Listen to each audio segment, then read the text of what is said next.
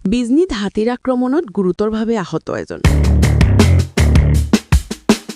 চিৰাং জিলাৰ বিজনীৰ ভাৰত-ভূটান সীমান্তৱৰ্তী অঞ্চল মানস ৰাষ্ট্ৰীয় উদ্যানৰ সমীপৱৰ্তী ১ নং ধলাদান্তাৰ বাসিন্দা নীলকান্ত ৰায় ৫৫ বছৰীয়া বন্যহস্তীৰ আক্ৰমণত গুৰুতৰভাৱে আহত হয়।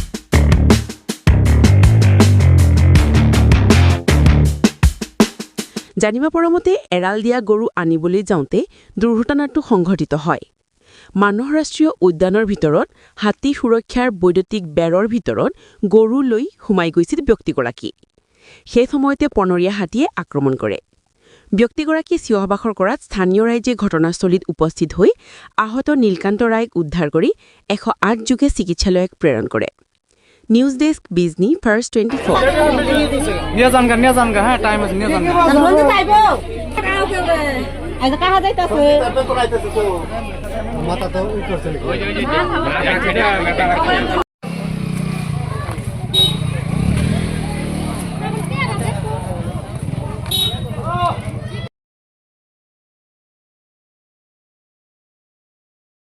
তাই জংঘলৰ ওচৰতে গৰু চৰি আছিল। দুই তিনিটা মান গৰু জংঘলত সোমাইছে শৰ্টলাইনৰ উত্তৰ ফালত। তাই আন্দা গৈছিল। তাৰ পাছত হাতীটো চাৱা নাই, তাই হাতীটোই চাইছে। হাতীটোই চাই তাই তাক আক্ৰমণ কৰিল। মানস ৰাষ্ট্ৰীয় উদ্যানৰ ভিতৰত গৰু ৰাখি আছিল নহয়, বাহিৰত। বাহিৰত গৰুটো সোমাইছিল আৰু গৰুৰ ভিতৰত সোমাইছিল। গৰুৰ ভিতৰত সোমাইছিল, তাই আন্দা গৈছিল। হাতীয়ে কেনেকে আক্ৰমণ কৰিলে? কেনেকে আক্ৰমণ কৰি তাক হাতীয়ে দেখা পাইছে, তাই মানুহ তাই দেখা নাপায়। শৰ্টলাইনৰ কোনফালে হাতী আছিল? শৰ্টলাইনৰ উত্তৰ ফালত আছিল, লগতে ওচৰতে। তাই দেখা নাপায়। আমি কাষতে আছিলো, আমি খেতিত আছিলো, আমি কাম কৰি আছিলো। কোনে বাচালে তেওঁ? তাক কোনে বাচালো? আমি দাউৰাই গৈছো, ধমক দিছো। তাৰ পাছত হাতীটো দাউৰাইছে, দাউৰা নাই, লাহে লাহে গেল। তাৰ পাছত আমি ওলাই লৈ আহিছো। শৰ্টলাইনৰ লগতে ওচৰতে।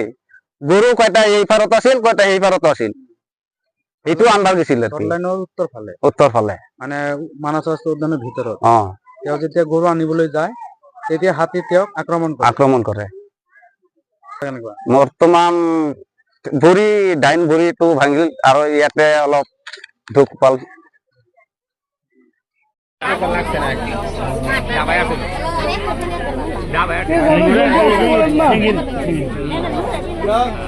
ভালো কৰে ধৰা